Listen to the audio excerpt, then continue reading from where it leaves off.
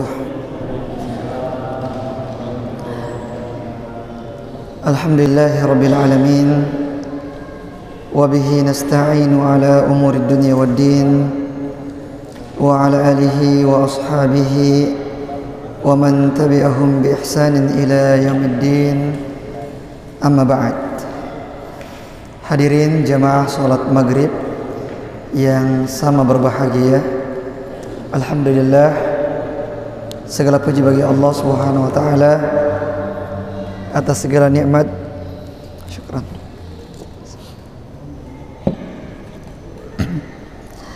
Atas segala nikmat yang diberikan kepada kita semua. Salam dan salawat kepada Nabi kita Muhammad sallallahu alaihi wasallam. Jamaah yang dimuliakan oleh Allah Subhanahu wa taala, kembali kita melanjutkan pembahasan kita dari Kitabun Nikah. Pembahasan tentang masalah nikah atau fikih tentang pernikahan. Sekarang kita masuk pada pembahasan arkanun nikah, rukun-rukun nikah. Jadi yang namanya pernikahan itu juga ada rukunnya, ada juga syarat-syaratnya. Jadi sama dengan sholat. Sholat ada rukunnya, ada juga syarat-syaratnya.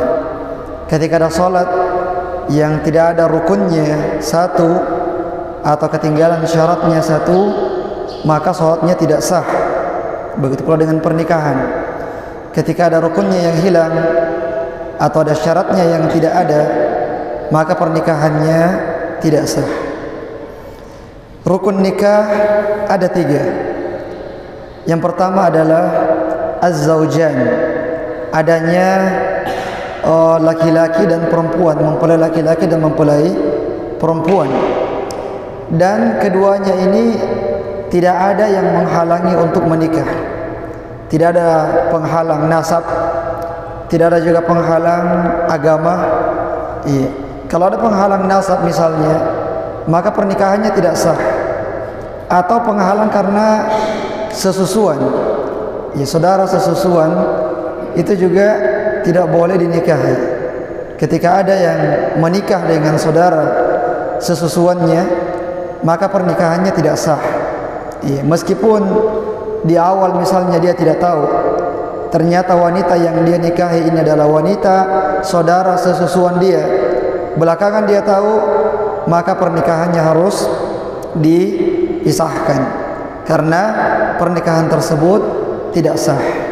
Nah, dan juga tidak adanya penghalang masalah agama, karena tidak boleh seorang wanita muslimah menikah dengan laki-laki kafir. Kafir apapun bentuknya, apakah dia kafir murtad, atau kafir karena dia adalah orang musyrik, atau kafir karena dia adalah ahlul kitab, semua orang-orang kafir tidak boleh dinikahkan dengan wanita muslimah. Adapun sebaliknya, ketika laki-lakinya muslim dan wanitanya ahli kitab, khusus ahli kitab, orang-orang Yahudi atau orang-orang Nasrani, maka ini boleh. Adapun selain daripada ahli kitab, seperti orang-orang musyrik penyembah berhala, seperti Hindu, Buddha dan sebagainya, maka ini tidak boleh. Tidak boleh. Meskipun laki-lakinya muslim, wanitanya kondisinya seperti itu, maka tidak sah pernikahan tersebut. Kemudian rukun yang kedua adalah ijab. Ijab artinya adalah ucapan yang diucapkan oleh seorang wali atau yang mewakilinya untuk menikahkan putrinya. Misalnya, saya menikahkan Anda dengan putri saya. Itu adalah ijab. Kemudian rukun yang ketiga adalah qabul. Qabul itu adalah ucapan seorang laki-laki untuk menerima pernikahan yang disodorkan kepadanya pada saat wali dari perempuan. Di sini wali atau yang mewakilinya, karena yang namanya wali, perwalian boleh diwakilkan kepada orang lain. ya diwakilkan kepada orang lain atau diwakilkan kepada wali hakim, boleh. Ya.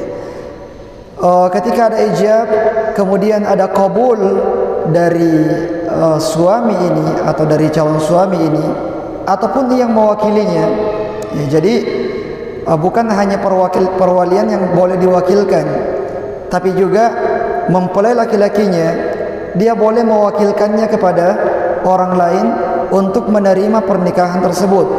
Nah, jadi ini 3 rukun pernikahan. Adanya mempelai laki-laki dan perempuan, kemudian adanya ijab, dan adanya qabul. Adapun ucapan ijab dan qabul itu tidak ada ucapan tertentu, tidak ada lafaz-lafaz tertentu, tapi semua lafaz yang sudah bisa kita pahami bahwasanya ini mengandung pernikahan, maka lafaz itu sudah sah. Begitu pula dengan qabul. Qabul tidak harus sama persis dengan apa yang diucapkan pada ijab. Iya, jadi ketika wali mengatakan saya nikahkan Anda dengan mahar sekian sekian sekian dibayar tunai, kemudian kalau misalnya si laki-laki ini hanya menjawab saya terima nikahnya, maka itu sudah sah. Iya, tidak harus mengulang dengan ucapan yang sama. Saya terima nikahnya fulana binti fulan dengan mahar sekian sekian sekian dibayar tunai dan seterusnya. Iya, tapi ketika sudah ada ucapan qabul, menerima, saya terima nikahnya, maka itu sudah sah. Ya, pernikahan itu secara syariat kita. Ya, jadi masalah ini sebenarnya ya tidak perlu untuk terlalu dipersulit. Ya, orang sampai mengulang 2 kali, ya 3 kali, sampai berkali-kali, sampai kadang-kadang orang tegang. Ya. Orang tegang karena dia harus menyamakan ucapan dia dengan ucapannya wali ini. Ya, kapan tidak sama maka tidak sah. Sehingga orang kadang-kadang tegang, sehingga ya macam-macam ya ucapan-ucapan yang keluar yang gara-gara tegang itu akhirnya sembarang yang dia ucapkan. Kita banyak dengar ya. Ya. Kita banyak dengar di medsos ya, kejadian-kejadian yang seperti itu, kejadian-kejadian yang lucu, ya, gara-gara tegang, ya, gara-gara sangat takut dengan hal tersebut. Nah, kemudian jamaah yang dimuliakan oleh Allah Subhanahu Wa Taala, kalau kita hadir sebagai saksi, ya, kalau kita hadir sebagai saksi, kalau dikatakan sah, langsung bilang sah, ya, supaya tidak perlu diulangi baru sampai 2 kali sampai 3 kali. Ya, kalau sudah pas saya terima nikahnya, itu sudah sah. Dan juga untuk ijab dan qabul ini memang ya dipersyaratkan itu bersambung. Dalam artian kalaupun ada spasinya maka tidak terlalu lama. Ya, kalau spasinya untuk mengambil nafas misalnya, maka ini tidak ada masalah. Ya, jadi tidak harus betul-betul bersambung. Ya, setelah ucapan wali selesai langsung dilanjutkan oleh laki-lakinya. Ya, meskipun ada jaraknya sedikit, maka itu sudah sah. Nah, sekarang masalah kontemporer adalah pernikahan jarak jauh dengan adanya media-media atau adanya kemudahan-kemudahan seperti video call atau ya, fasilitas yang lain yang memungkinkan seseorang bisa saling melihat dari tempat yang jauh. Ya, satu di Indonesia, satu di Amerika, bisa saling melihat dan bisa saling mendengarkan. Ini ada khilaf di antara ulama, ya, dan pendapat yang kuat wallahu a'lam adalah pendapat yang mengatakan bahwasanya ini adalah pernikahan yang sah selama tidak ada syubhat di dalamnya, ya, bahwasanya yang menikah ini bukan laki-laki yang dimaksud, ya. Selama semuanya jelas, mukanya jelas, suaranya jelas, ya, suaranya jelas, dan tidak ada syubhat yang dikhawatirkan, maka ini sudah sah. Iya. Beda halnya ketika kita khawatir jangan sampai ada permainan di situ, jangan sampai ada pengelabuan di situ, maka ini kita hindari. Ya, tapi kalau misalnya dibutuhkan, ya karena ini kadang-kadang dibutuhkan. Kondisi yang seperti ini kadang-kadang sangat dibutuhkan. Nah, pada saat dibutuhkan dan memang memungkinkan untuk saling melihat dan saling mendengarkan dan tidak ada kemungkinan adanya penipuan, pengelabuan dan sebagainya, maka ini tidak mengapa untuk dilakukan. Nah, wallahu taala alam. Kemudian jamaah yang dimuliakan oleh Allah Subhanahu wa taala, yang selanjutnya adalah syarat-syarat nikah. Ya, syarat-syarat nikah. Ada 3 syaratnya. Yang pertama adalah ridha az-zaujain. Adanya ridha dari kedua belah pihak.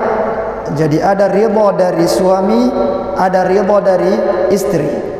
Jadi tidak boleh yang namanya menikahkan secara paksa. Menikahkan putrinya dalam keadaan terpaksa, ya dia memaksa putrinya untuk menikah dengan fulan, atau dia memaksa putranya untuk menikah dengan fulana, ini tidak boleh. Ya, dan orang tuanya akan berdosa ketika dia memaksakan kehendaknya kepada anak-anaknya untuk menikah dengan fulan atau menikah dengan fulana. Ya. Hadis ini dalilnya adalah sabda Nabi sallallahu alaihi wasallam, la tunkahul bikru hatta tusta'dzan. Tidak boleh ya menikahi seorang gadis sampai diminta izinnya. Ya, sampai diminta izinnya. Kemudian ya, di zaman Rasulullah SAW, para wanita adalah orang-orang yang sangat pemalu, terutama yang gadis. Ya, sehingga ada yang bertanya, bagaimana izinnya wahai Rasulullah? Karena kalau ditanya, mungkin dia mau tapi malu-malu. Iya, dia malu-malu sampaikan. Karena ini masalah perasaan, ya masalah kehormatan. Kata Rasulullah, wa idnuha sumatuha. Ya, kalau sudah ditanya dan dia diam, berarti diamnya itu adalah izinnya. Ya, diamnya itu adalah izinnya. Ya, beda sekarang ya. Karena para wanita kita ya sudah beda dengan dulu. Ya, kalau tidak mau memang dia bilang, kalau mau juga dia akan bilang. Ya, dia tidak diam lagi. Ya. Jadi sudah beda. Ya, adapun zaman Rasulullah SAW, ya para gadis memiliki rasa malu yang sangat tinggi.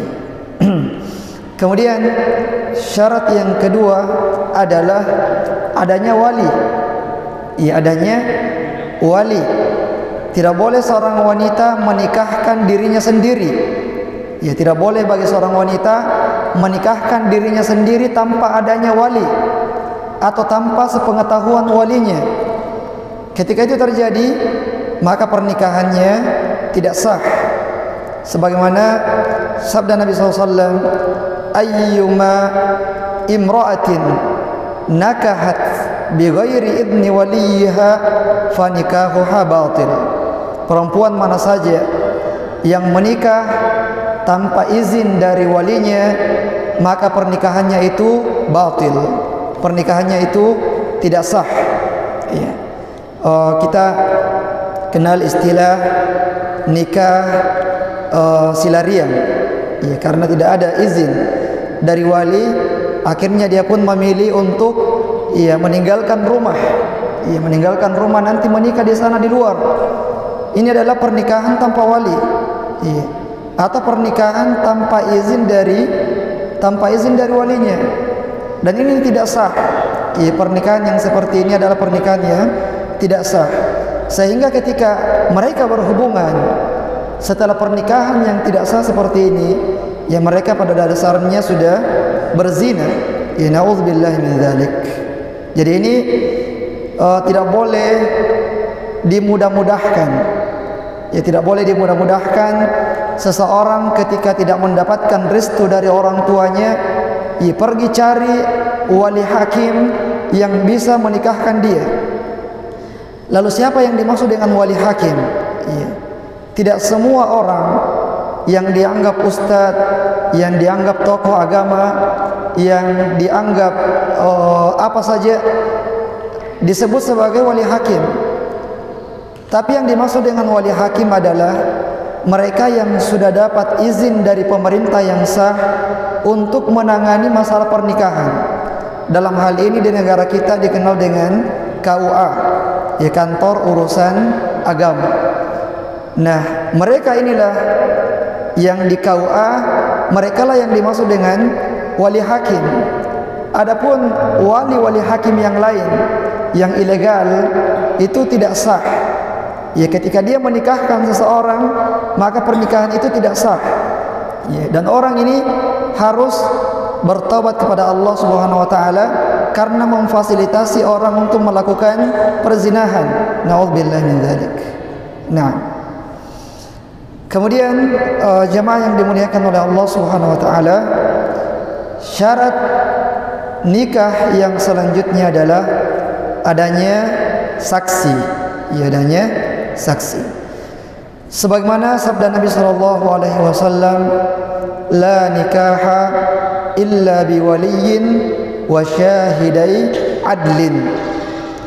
Tidak ada pernikahan yang sah kecuali dengan adanya seorang wali dan dua orang saksi yang adil. Ya, dua orang saksi yang adil. Jadi minimal yang menjadi saksi itu ada dua orang, dan saksi ini dipersyaratkan dia harus adil. Lalu apa maksud adil dalam hadis ini?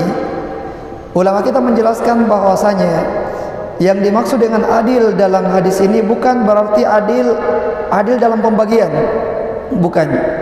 Tapi adil di sini yang dimaksud adalah bagaimana keistiqomahan dia di dalam beragama, bagaimana wara, rasa takut dia kepada Allah Subhanahu wa taala. Dan secara spesifik lagi ulama kita mendefinisikan makna adil adalah mereka yang tidak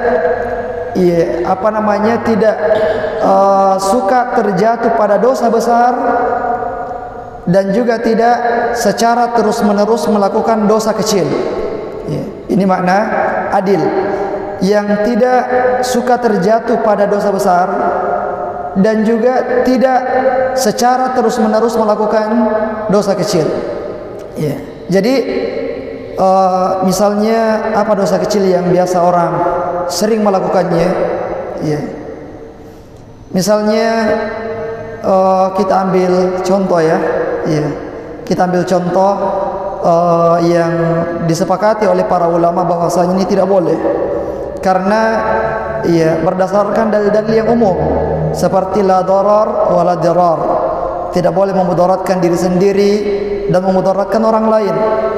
Dan juga firman Allah Subhanahu wa taala, wala tulhiku wala tulku bi aidikum ila tahlukah wala tulku wala tulku bi aidikum ila tahlukah.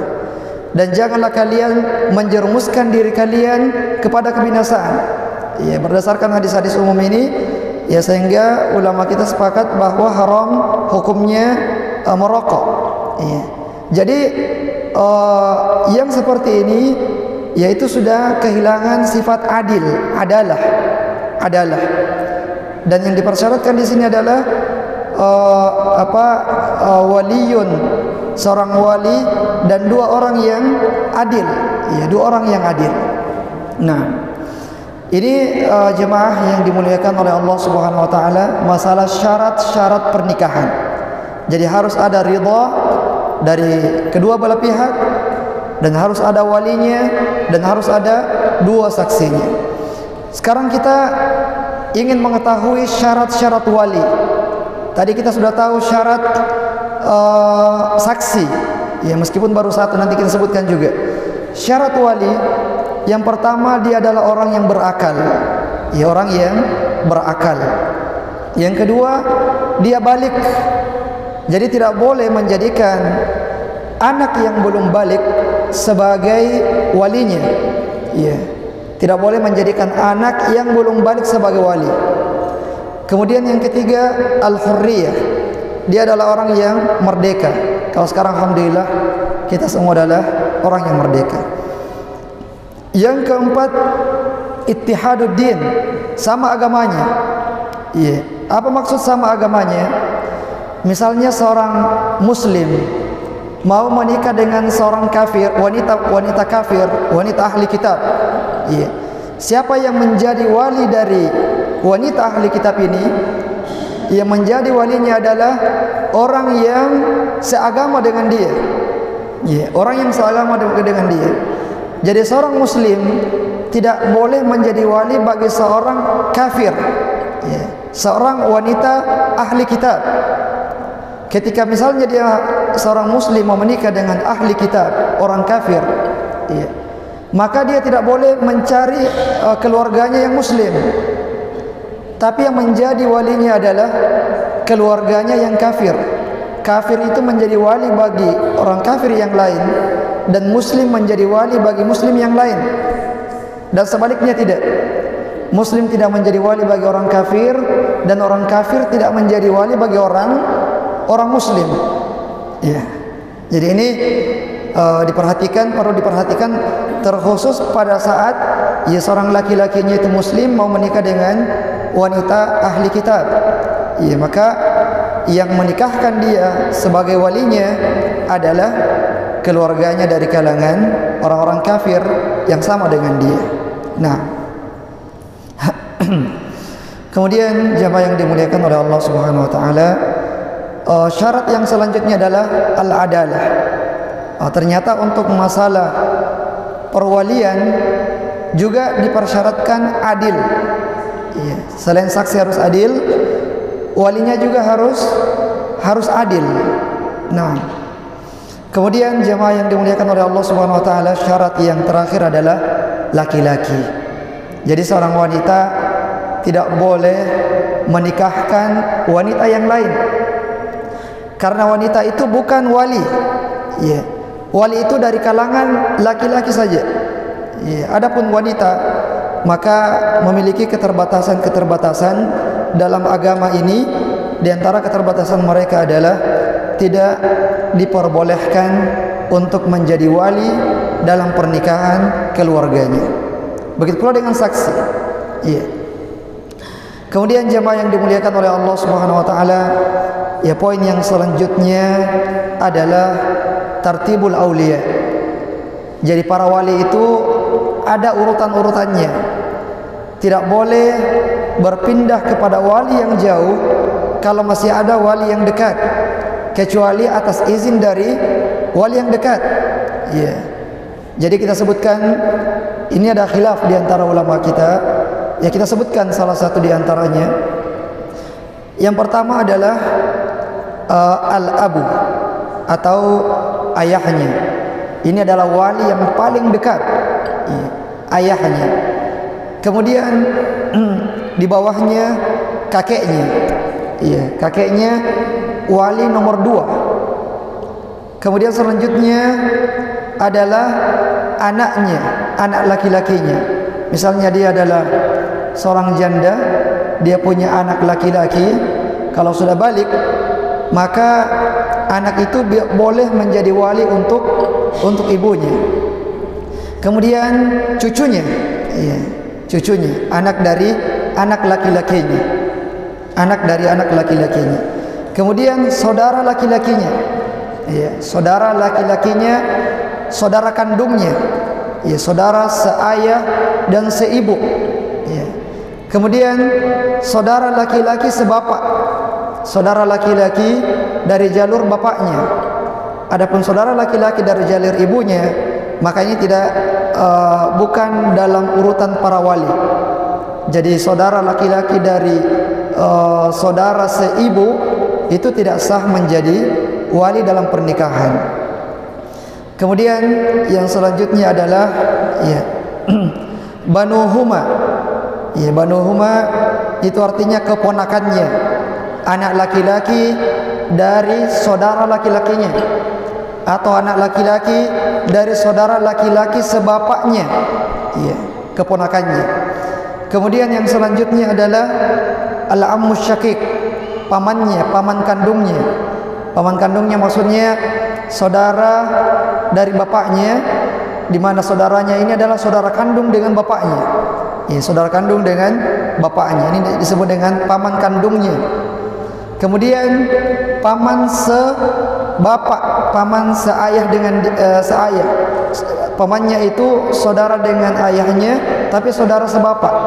Ya, ini disebut dengan paman seayah. Kemudian banuhuma. Banuhuma itu artinya sepupunya. Ya, sepupunya anak laki-laki dari pamannya. Ya, apakah paman kandung ataukah paman seayah saja? Nah, jadi ini urutan para wali. Ya, kenapa kita perlu mengetahui urutan para wali? Tidak boleh seorang kakek menikahkan cucunya tanpa izin dari bapaknya. Ya, jadi tidak boleh seorang kakek menikahkan cucunya tanpa izin dari bapaknya, tanpa restu dari bapaknya. Apalagi wali yang lebih jauh, misalnya saudaranya, saudara laki-lakinya. Saudara laki-lakinya tidak boleh sepakat dengan saudarinya untuk menikahkan saudarinya tanpa izin dari wali yang dekat. Siapa itu? Ayah, kakek, anak, cucu. Jadi tidak boleh melangkahi ini, tidak boleh tanpa seizin mereka. Ketika misalnya ada saudara yang ingin menikahkan saudarinya, maka harus dipastikan apakah sudah ada ridha, sudah ada izin dari keempat wali yang lebih dekat, ataukah bagaimana. Kalau tidak ada, maka dia tidak boleh serta-merta menikahkan saudarinya dengan alasan saya kan termasuk wali. Dia memang wali, tapi ada wali yang lebih dekat. Dan wali yang lebih dekat ini tidak boleh langsung dilangkahi tanpa izin dari mereka, tanpa persetujuan dari mereka. Nah, dan wali ini dia boleh menyerahkan, mewakilkan perwaliannya kepada orang lain. Meskipun afdalnya adalah dia sendirilah yang menikahkan putrinya atau cucunya atau ibunya atau saudarinya, dia sendiri yang afdalnya. Namun kalau misalnya dia tidak biasa atau mungkin dia tidak mampu, dia mau menyerahkan kepada orang lain, maka ini tidak ada masalah. Nah, kemudian jamaah yang dimuliakan oleh Allah Subhanahu wa taala, adapun wali hakim, wali hakim ini ketika misalnya ada laki-laki yang mau melamar seorang wanita, dan wanitanya ini setuju, wanitanya ini ridho, akan tetapi ternyata walinya ini tidak setuju, walinya tidak setuju dengan laki-laki yang mau datang melamar ini. Padahal kalau dilihat laki-laki ini sekufu, kita sudah bahas masalah sekufu pada pertemuan yang lalu. Laki-laki ini sekufu dengan si perempuan. Kalau dia sekufu, laki-lakinya sekufu dengan wanitanya, dan wanitanya sudah ridha, laki-lakinya mau melamar, mau menikah dengan wanita tersebut, maka tidak boleh ada wali yang melarangnya. Ketika misalnya mereka melarang, mereka sudah memberikan kemudaratan, kezaliman kepada wanita ini. Nah, pada kondisi yang seperti ini boleh diangkat ke wali hakim. Pada kondisi yang seperti ini. Adapun ketika laki-lakinya ternyata tidak sekufu, tidak sekufu dengan si wanita, dan wanita mau, wanitanya mau, tapi kondisinya tidak sekufu, maka walinya berhak untuk melarang pernikahan tersebut. Ini ketika mereka tidak sekufu. Jadi kita perlu untuk mengetahui makna sekufu tersebut, supaya kita mengetahui apakah para wali memang berhak melarangnya ataukah tidak berhak untuk melarangnya. Nah, saya kira ini jemaah yang dimuliakan oleh Allah Subhanahu wa taala, masih ada waktu yang tersisa untuk tanya jawab. Ya, kami buka, silahkan bagi yang punya pertanyaan falyatafaddal mashkuran ma'jura.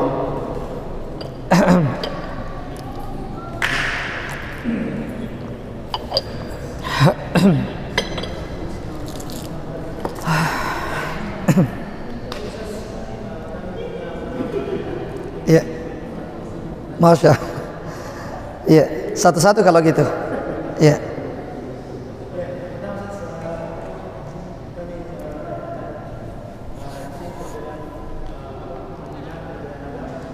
Perbedaan agama.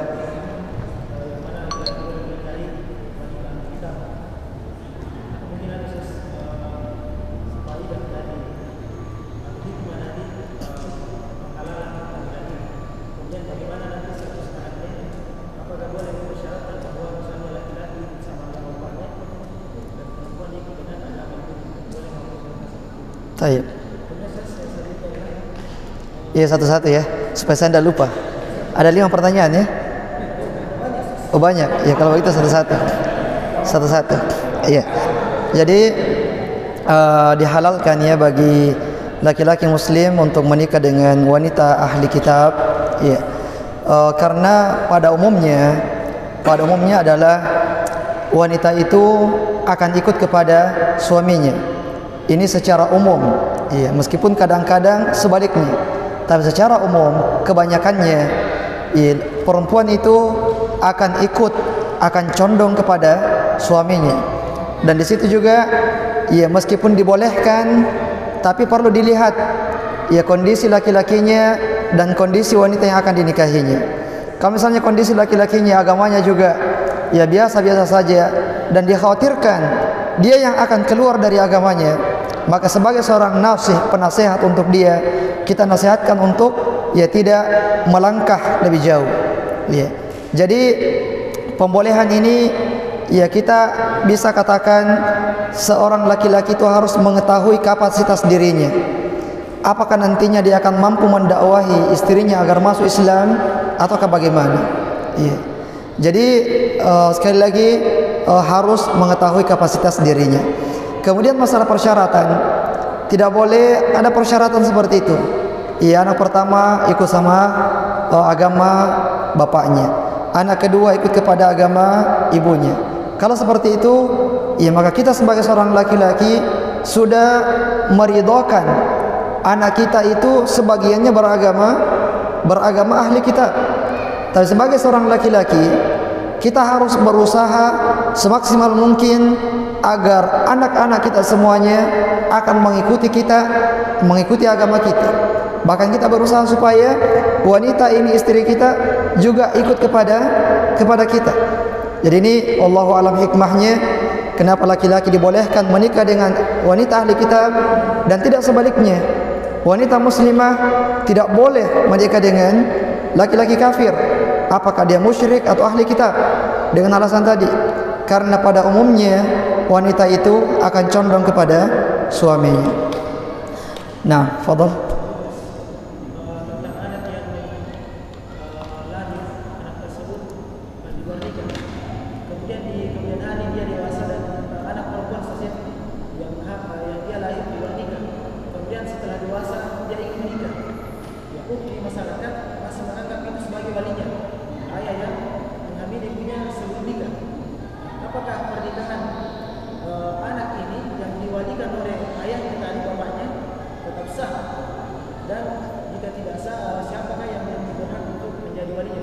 Ya. Jadi ayah biologis itu tidak sah untuk menjadi wali bagi anak biologisnya. Ya, kita sebut dengan istilah biologis karena secara biologis anak dia. Tapi secara syariat bukan anak dia. Ya, secara syariat bukan anak dia. Artinya bukan mahram bagi anaknya, anak biologisnya. Begitu pula dia tidak menjadi wali untuk anak perempuannya pada saat anak perempuannya ini mau menikah. Lalu siapa yang akan menjadi walinya? Yang menjadi walinya adalah hakim. Jadi as-sultanu waliyun liman la waliya lahu. Sultan atau hakim, dia adalah wali bagi orang-orang yang tidak ada walinya. Termasuk orang yang anak yang lahir di luar nikah, maka itu tidak ada walinya. walinya adalah wali hakim KUA, yang menikahkan dia itu adalah KUA. Nah,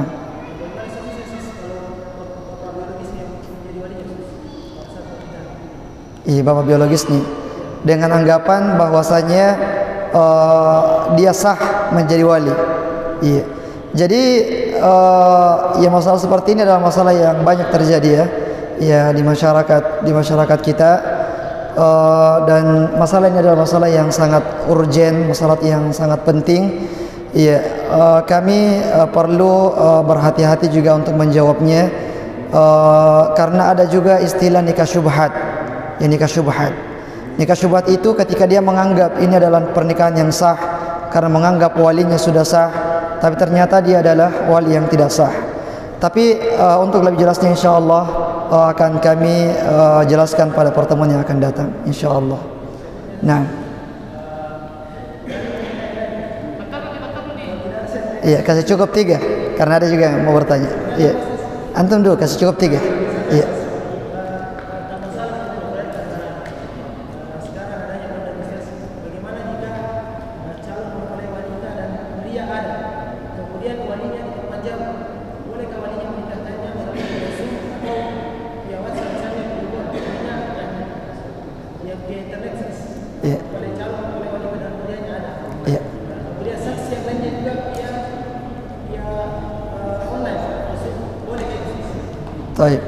Ya, ini yang kita sebutkan tadi ya.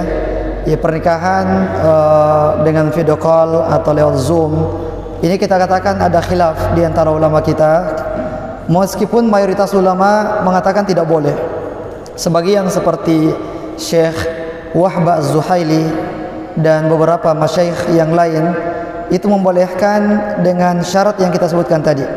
Iya, ada suara yang kedengaran dan jelas, ada gambar yang kelihatan dan juga jelas, dan tidak ada kekhawatiran ada semacam penipuan atau spekulasi atau pengelabuhan di situ.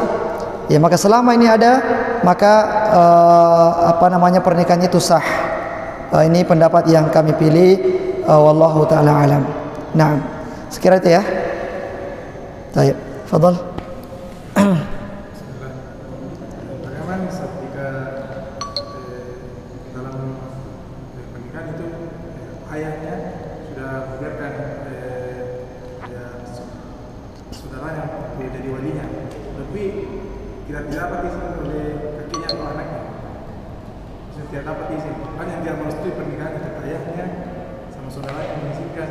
Oh gitu.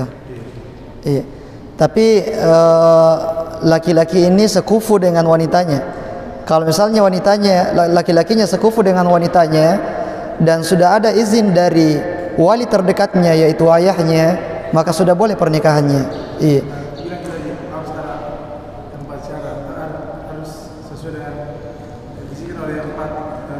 Iya. Iya. Iya. Di sini yang menikahkan itu ya bukan saudaranya, dia cuma mendapatkan mandat dari ayahnya secara langsung, dan ini sudah dapat izin dari ayahnya dan dia adalah wali yang terdekat. Ya, sehingga tidak perlu lagi izin dari wali yang selanjutnya selama calonnya ini adalah calon yang sepadan, yang sekufu dengan wanita ini. Nah, sekira demikian karena waktu sudah masuk. Oh ya, belum ya? Oh ya, silakan. Oh ya, tadi ada bunyi saya dengar.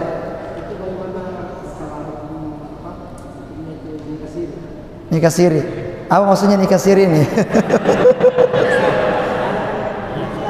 Nikah yang tidak ada kartu nikahnya, buku nikahnya tidak ada.